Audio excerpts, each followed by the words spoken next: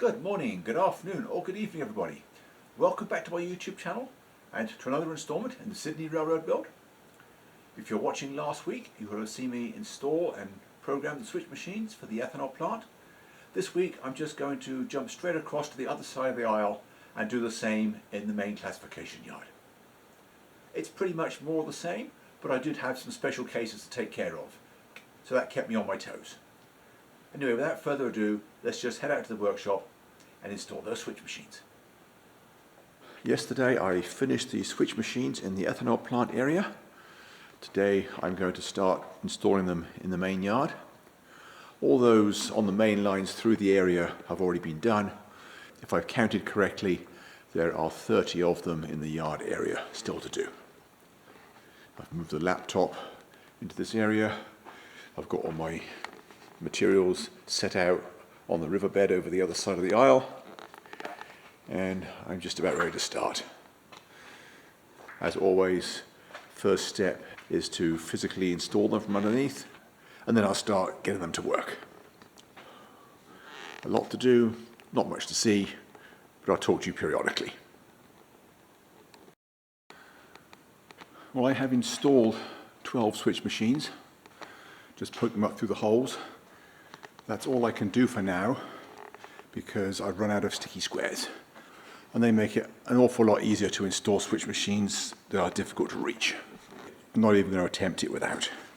I have gone inside, I've already ordered some more, and they're supposed to be here tomorrow. Even if they're not, I've got a wedding to go to, so it's only going to be a short day anyway, and I'll be able to continue Saturday. But I have plenty to get on with for now. Physically installing them is the quick part. Now I've got to program them, wire up the frogs, and test them all. And that will take me most of the day. So let me just get back to work, and I'll talk to you again later. Well, I have now programmed all of those 12 switch machines. I had to move 2 of the quad LM boards as well because they weren't in the right place. I had one in the middle of this 7-foot section. I decided I needed them at either end instead. It saved a lot of wiring runs, makes it a lot more logical as to which wire goes where. Anyway, it's a good time to take a break for lunch. I'm going to go in, and this afternoon I'll come back out and wire up the frogs. So I'll see you then. Well, I've now finished wiring the frogs on all those 12 turnouts. Tested them all. I did have one backwards. I got the very first one backwards, and I briefly thought I might have got them all backwards, but no, it was only that one. That's why I test. Anyway, that's all I can do on the switch machines today.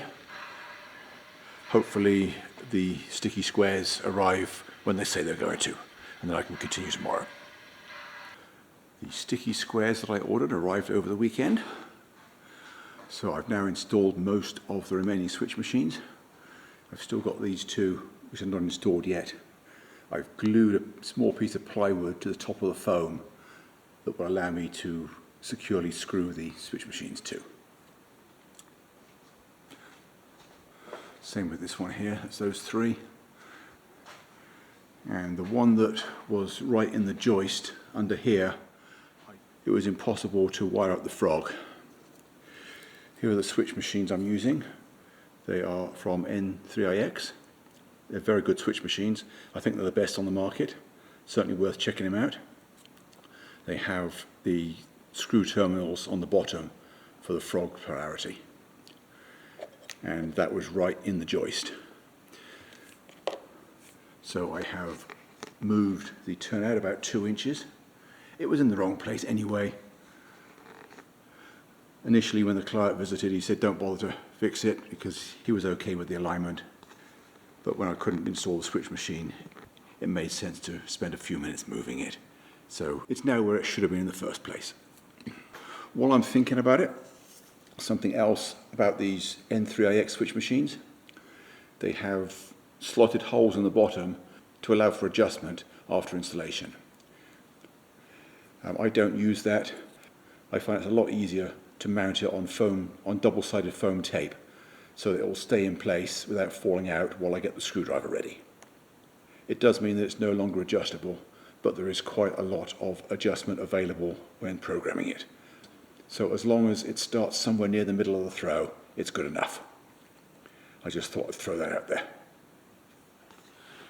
That is all I can really do this morning. I've got to wait for glue to set, both out of this track here and for the switch machine pads on top of the benchwork, on top of the foam. I have to go out in a few minutes anyway, so it's perfect timing. By the time I get back, the glue will be set and I can continue. Well, even though it has been a short afternoon, I have got all the switch machines at this end of the yard and the few that are in the middle all installed, programmed and tested. Haven't wired up the frogs yet. The last 7 at this end, I have installed them physically, but I have not yet programmed them. That'll be a job for tomorrow. It's already after 5:30, so I'm going to go in, get Zeus fed, and I'll come back out again tomorrow morning when I'll get the last 7 programmed and get all the frogs wired up.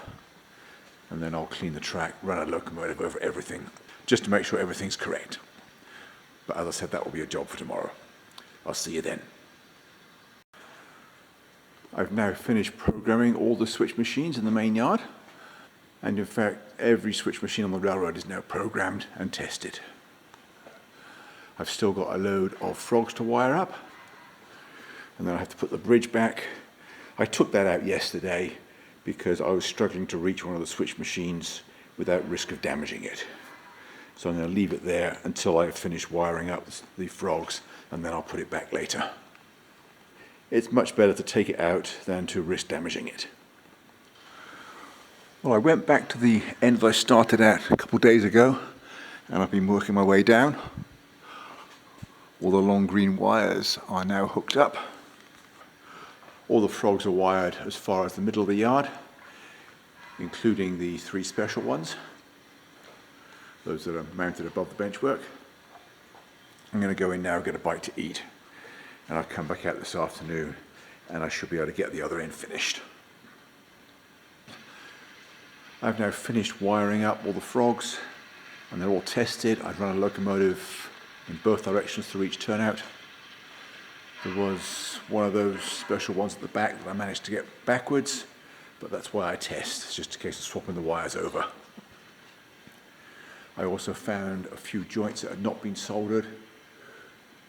2 sets in there and 2 sets in there where I went from code 70 to code 55. So I've soldered those. And I also had to repair one piece of track that got bumped. It only took a few minutes. But that was my target for the day. The next task I think I'm going to work on is fascia. I don't feel like starting it today. It's already fairly late in the afternoon. So by the time I get organised, I won't be able to get much done. So I think what I'm going to do is just do a bit of a clean up so that I'm ready to start tomorrow morning.